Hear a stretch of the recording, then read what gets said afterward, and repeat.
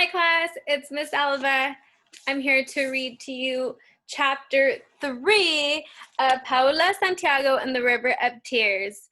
Remember to always record your reading in your digital notebook and don't forget your stop and jots as we're reading along. So chapter 3 begins on page 21, Cold Pizza and Cold Cases. Pao woke up for the day at 10, her body adjusting to summer vacation much faster than it had ever adjusted to the school year schedule. No more dreams, she noted, satisfied by her brain's return to reason. Her mom would still be asleep, and Pao probably had an hour before Mrs. Chavez showed up for her weekly remedio. Mrs. Chavez had arthritis, and she paid Pao's mom to ease her pain with tea and salves made from the herbs on the patio. The mystery of how her mom always got up on time without a clock was one Pao had accepted she would never solve with science. Pao was under strict orders not to be on the premise during tarot readings or kuros, which her mom did for extra money. Her mom never said it directly, but Pao knew she was supposed to stay away because her skepticism interfered with the vibe. Like she was a microwave oven and not a 12-year-old who got sick of wandering the neighborhood in record-breaking heat while her mom pretended to do magic. Hopefully, Mom will get real money this time, Pao thought. Sometimes she let clients pay with books or eggs or massages or, worst of all, IOUs. The refrigerator door was plastered with blue Post-it notes from Mrs. Jacobs, who always brought one with a $ sign on it in lieu of cash. Pao's mom never turned anyone away. She said healing was a calling. On the kitchen table was a plate with 2 pieces of cold pizza from the bar where her mom worked, along with another note. If we had a dog, you would have been up for 4 hours ago to walk him. Plus, he would have eaten your breakfast. See you after the kuro. XO, Mom. It would be so worth it, Pao told the neighborhood cat, Charlie, who was prowling around on the patio. Pao ate the first piece of pizza in 2 bites, slid open the door, and tossed the crust to him. He sniffed it suspiciously before deciding it was a prize worth carrying away. Pao was, obviously, a dog person, and you'd never catch her cuddling a cat. But the Riverside Pals had its own ecosystem, and Pao had a grudging respect for Charlie and the other wild cats for keeping roof rats and scorpions away. After a quick shower and the daily hunt for her notebook and pen, in case of any brilliant ideas, obviously, or a planner, Pao barely made it out of the house before her mom woke up. She heard her door open just as the front door was closing. It was a dance they'd been doing all summer. Avoiding each other at their differences became too big for their tiny space to hold. The heat outside was oppressive. Even at 11, and though she'd planned to spend the day doing scientific research on the library computer with occasional breaks to look up dog breeds, her mom couldn't possibly refuse maybe hypoallergenic breed like the West Highland White Terrier or a border collie which rescued people from natural disasters. Pao calculated her personal temperature to distance to motivation ratio and muttered, "Forget it," to the Riverside Palace's resident sprawling dusty cactus. Sighing, she turned up the stairs to Dante's apartment instead and knocked, barely waiting for Senora Mata's "Adelante" before walking in. "Good morning, Senora," Pao said to Dante's abuela, who was sitting in front of what had to be the 3rd broadcast of the morning news. "Okay, if I hide out here again today, is it okay if I hide out here again today? My mom has a client." Senora Mata muttered something in Spanish before crossing herself. When she looked back up at Pao, there was pity in her eyes. Pao knew it meant she was welcome, as always, but that Pao's mom could use some assistance from heaven. "Well, I'll just be in Dante's room," Pao said, loud enough for him to hear in case he was doing any weird boy stuff in there. Even so, she waited outside the door for as long as she could stand before knocking.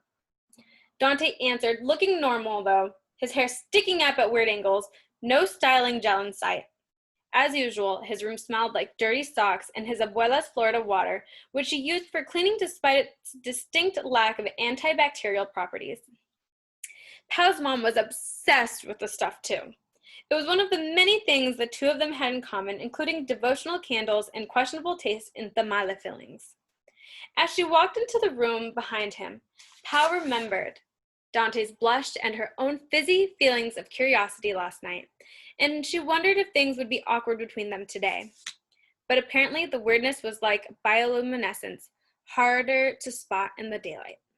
Well, that was one hypothesis anyways. She'd have to keep working on it as more data came in. Dante tossed her a lukewarm can of Coke and a PlayStation controller before flopping down into his nest of twisted blankets and changing the racing game to two-player, just like always. Emma coming by? Dante asked.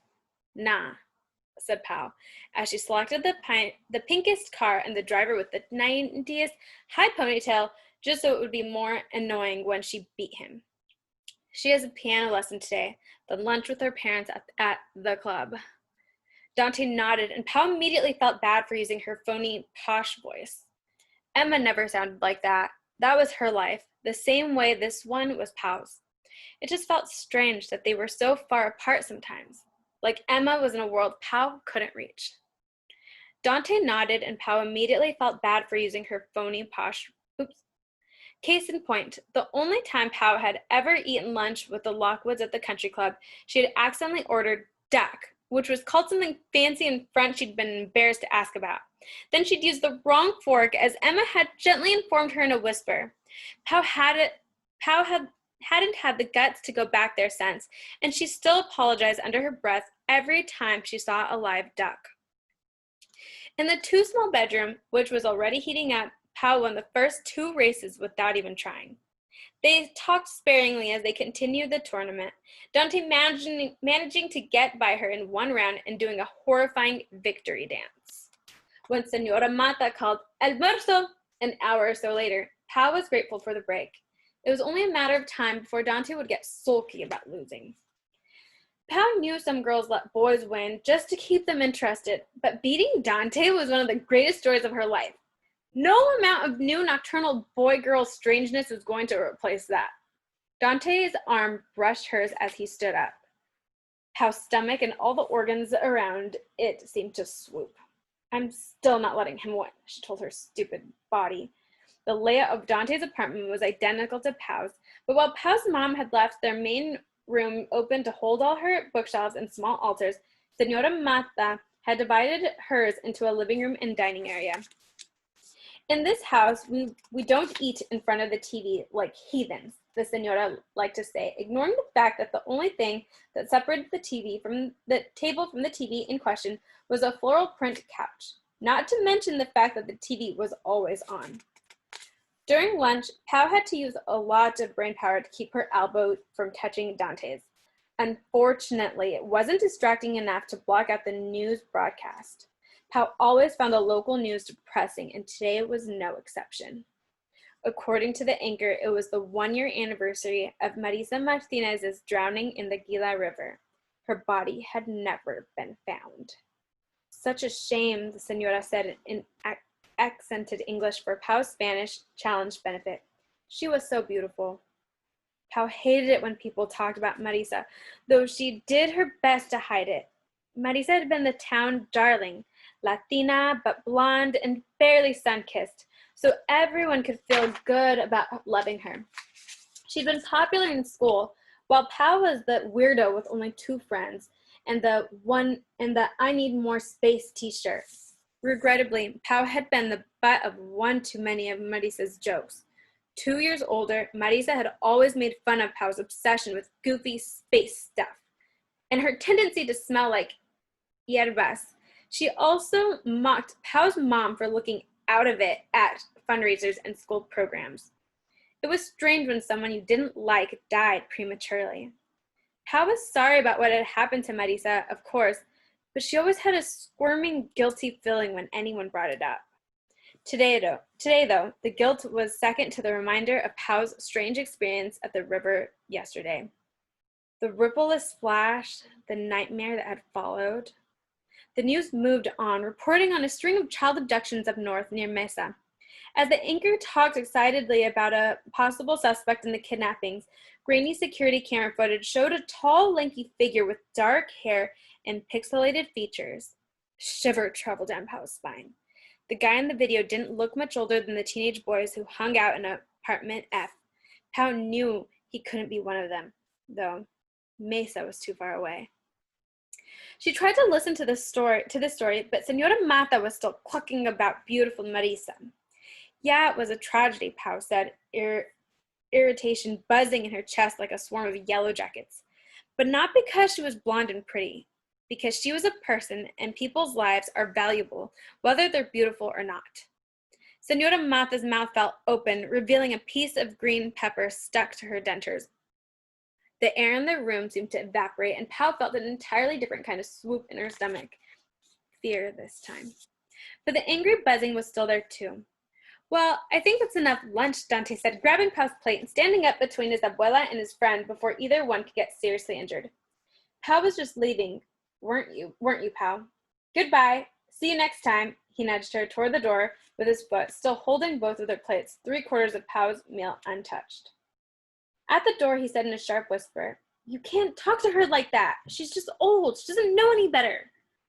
"That's no excuse," Pao said, her own brown skin and dark hair glaring at her from the mirror that Senora Mata had hung by the door to ward off bad energy. "If we don't talk about our messed up beauty standards, how will they ever change?" As Dante's expression hardened, Pao knew she would take all the boy-girl weirdness in the world over the storm clouds gathering between them, but she wasn't wrong, so she didn't apologize. Some things are worth standing up for, she told herself, even though her chest ached. "Now, not every fight is your fight," he said, still clearly frustrated as she opened the door. "Oh, yeah?" she asked, her temper flaring. "And what's your fight, Dante?" He rolled his eyes. "You're my fight, Pao." Pao wasn't sure what he meant by that, so she didn't answer before he shut the door behind her. Through the open window, she could hear his abuela berating him in Spanish, probably asking why he bothered with such a loudmouth girl when he could be searching for a silent blonde supermodel girlfriend who did nothing but cook. If I had a dog, Pao thought, I'd train it to pee on her doormat. All afternoon, Pao tried to forget what happened at lunch by brainstorming natural sources for rocket fuel and eating what had to be her body weight in Starburst.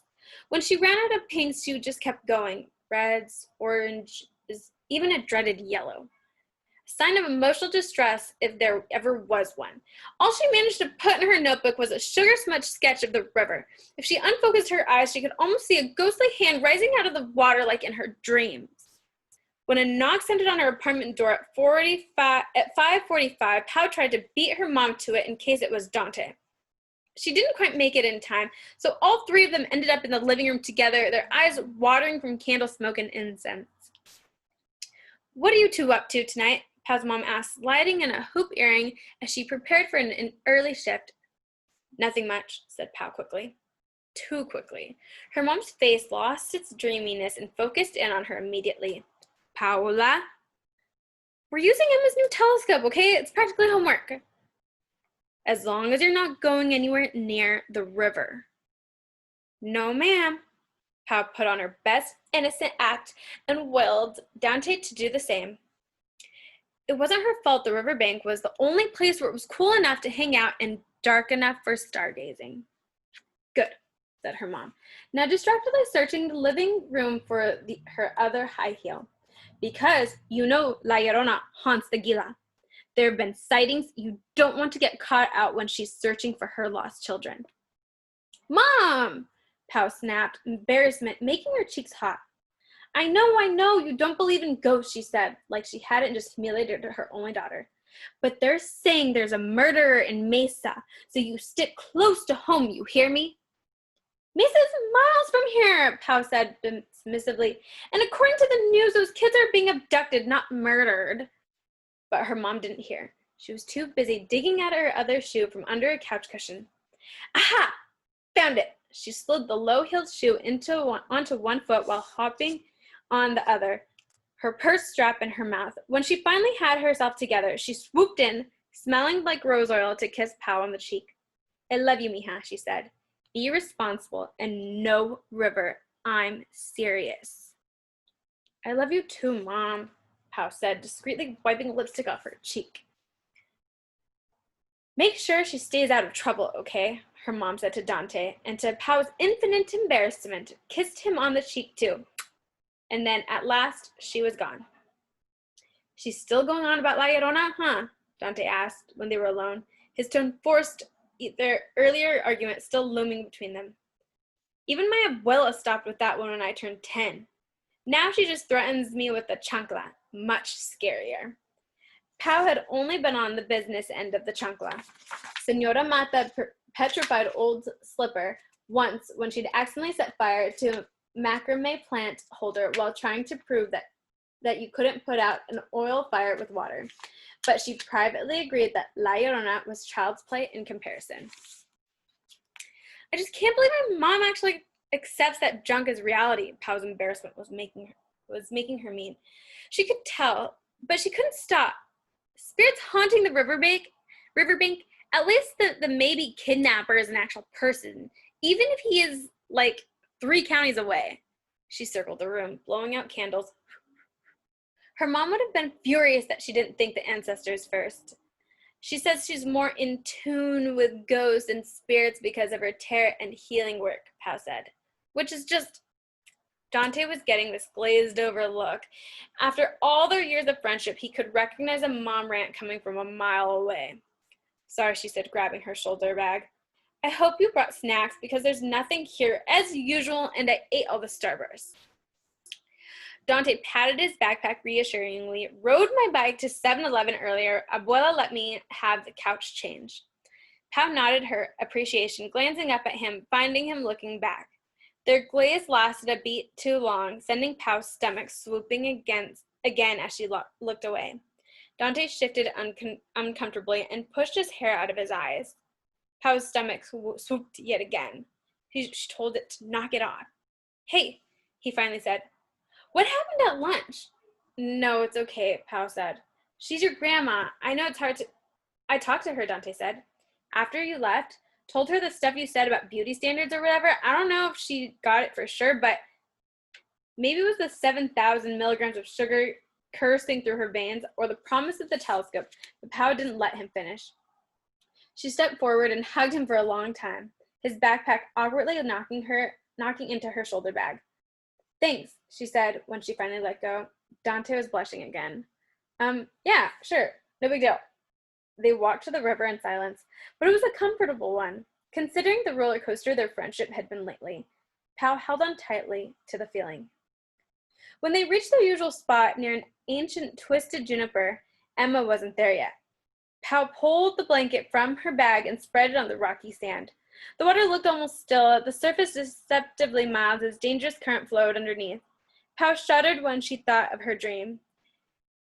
The hand with Emma's ring, the depths of the river, she pushed the memory away.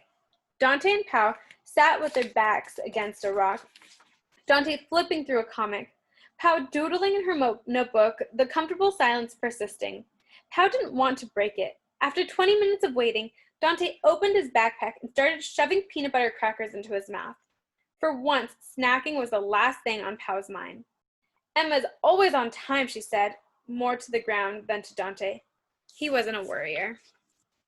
Chill, he said, holding out the sleeve of crackers. Have one. But food didn't quell the uneasy feeling in Pao's stomach. Emma was never late. She should have been there already. Okay, this is officially weird, Pao said when it had been an hour and the light was beginning to fade in the sky. She probably forgot, Dante said. But even he was pacing now, his dark eyes darting around the riverbank and to the cactus field in the east.